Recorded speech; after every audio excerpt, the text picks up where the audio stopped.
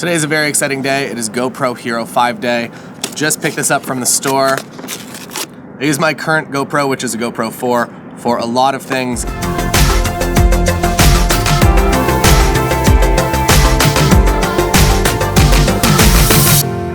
The things I'm most excited for with this are that it has built-in stabilization, and apparently the audio is a lot better as well, which has definitely been a part that GoPro has struggled with. It says it doesn't come in a case, but it just kind of comes in one of these GoPro frames. And I haven't checked the battery type yet, but I'm hoping that it will take the old GoPro battery type. The touchscreen in this is so far a lot better than the touchscreen of the 4, the Hero 4 that I've been using. It's also just a little bit bigger as far as it's a little more beefy, but that's because there's more of a case built into this, whereas if you ever dropped one of these outside of the case, it probably smashed immediately on impact. One thing that I do like about GoPro is that all of my accessories are just going to kind of work now. So I have this suction cup mount. Alright, so this is just a quick audio test. This is my microphone that's on here, which is the Sennheiser ridiculous looking stereo microphone. And now I am on this GoPro audio. Hopefully it sounds pretty good. Really have no idea, because I'm recording it right now. This is me speaking in front of the GoPro. This is me speaking behind the GoPro. This is me speaking beside the GoPro. There are 3 microphones on this, and hopefully that sounds good, because that will solve one of my issues with this Hero 4. The next one is stabilization, so let's go do a few tests. Now I'm going to run down the hall of my apartment building.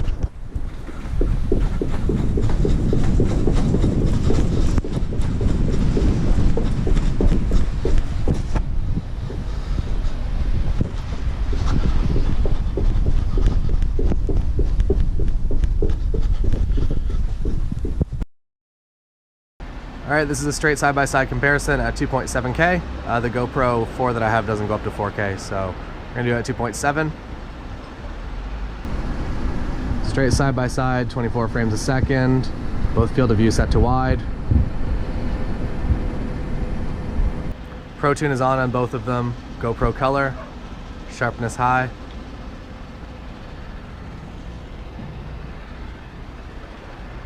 One more thing this GoPro does is shoots raw photos, which is kind of important to me as a photographer. So we are going to shoot a few raw photos off of this balcony and see how they look. As you can hear, the GoPro audio off the GoPro 5 is a lot better than the GoPro 4, switching back and forth in that side by side. If you have the GoPro just in your hand, it's really good. If you start to put it inside devices, things like that, you start to get a little bit too much noise from them. But I would say definitely 100% usable if you are careful with it. This one here is just the normal JPEG, 100 ISO. And up against the Pro Tune up here, and looking at them, the normal definitely is a little bit worse. The Pro Tune does kind of actually help quite a lot. It's already a little grainy, and it's very much at 100 ISO, so I don't know what the deal is with that, but it is what it is, I guess. And as far as image quality goes, they're pretty decent. Definitely turn Pro Tune on. Let's look at, we'll do wide dynamic range versus Pro Tune.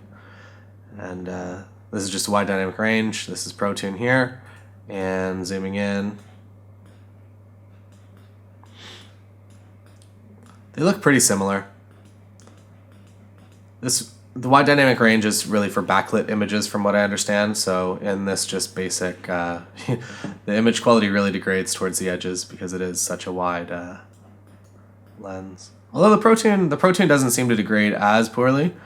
But the wide dynamic range definitely does.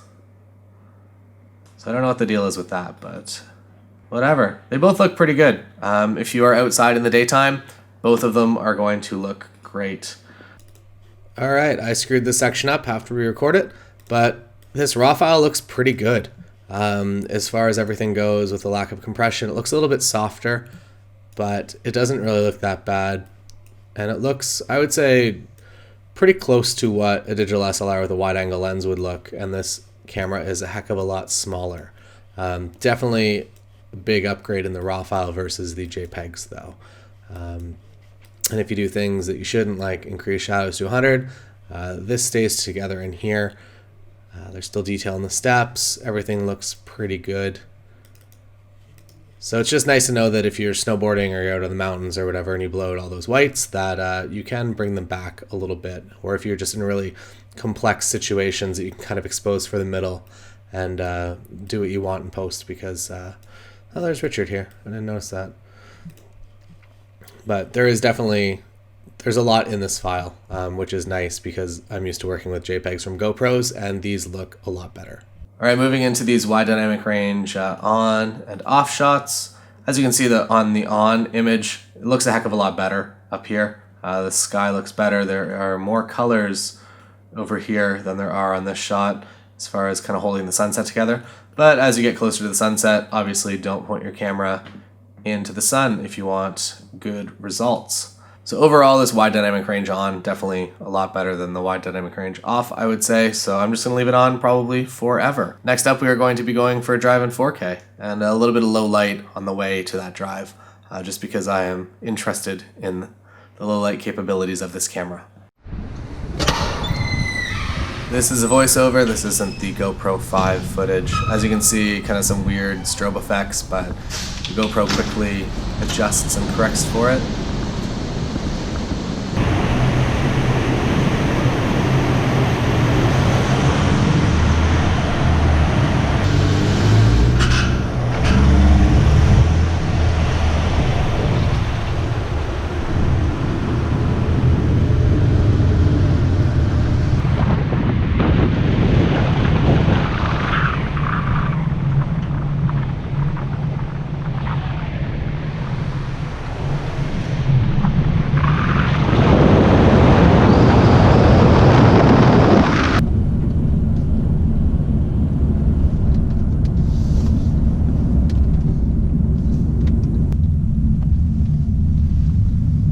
As you can see, when the electronic image stabilization is on, it actually kind of like bobbles and moves and pans a little bit.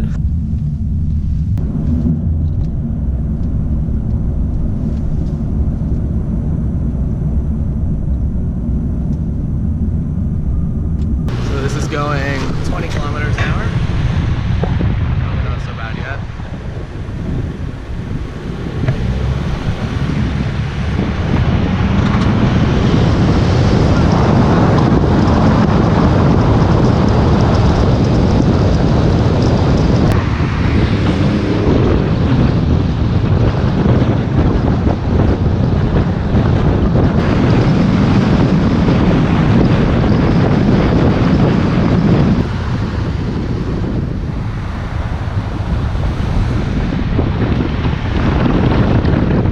Concludes the test of the GoPro in a real life comparison.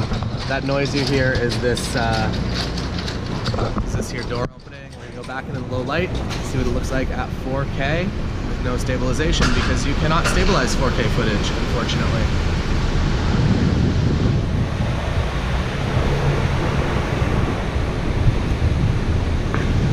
All right, as I said, I do really like the new touchscreen a lot. It's a lot simpler than the other one. And if you want to change things from like Superview to wide mode, it gives you just kind of a cool little update on the LCD. Very handy to have. Narrow. I very much enjoy this linear mode. It is something that I've kind of looked for quite a while from GoPro, and I was actually just fixing it in post. And then basically just swipe right if you want to get into your Pro Tune settings here, and swipe right again for video stabilization. You can turn that off or on by hitting this bottom button here. AF low light, and you also have manual audio controls if you do want to set it to wind or stereo only. It's a lot easier to just change settings on this than it was once upon a time. One kind of hidden feature that maybe not everybody knows about is that if you turn the camera on by using this mode button on the side, that's kind of your regular boot mode.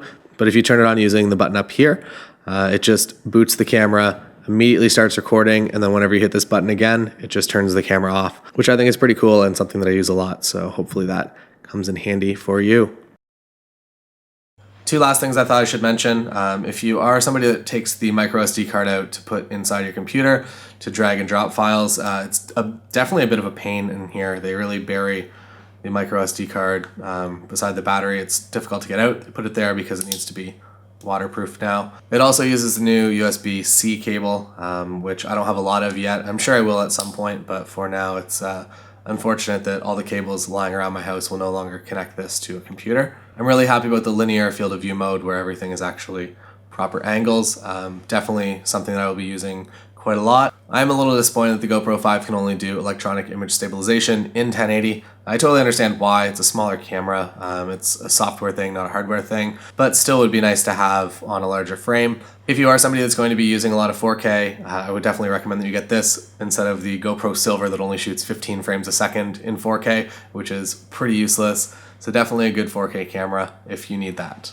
I'm hoping that this video helped you make a better purchasing decision, whether you want a 5 or a 4, or you want to go an entirely different route. If you have any questions about it, leave them in the comments. If I can't answer them, somebody else probably can. One of the things that I really love about the GoPro is that I can just use it in so many different ways. It is an incredibly versatile, small little camera, and I can honestly say that my videos would not be the same without the use of a GoPro in a variety of different settings. So follow me here on the YouTube machine.